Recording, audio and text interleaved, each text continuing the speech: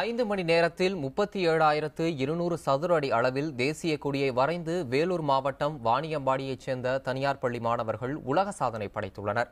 குடியரசு தின விழாவை முன்னிட்டு வாணியம்பாடியில் உள்ள தனியார் மெட்ரிக் பள்ளியைச் சேர்ந்த 1180 மாணவர்கள் சேர்ந்து உப்பை பயன்படுத்தி தேசிய கொடியை வரைந்து சாதனை படைத்துள்ளனர்.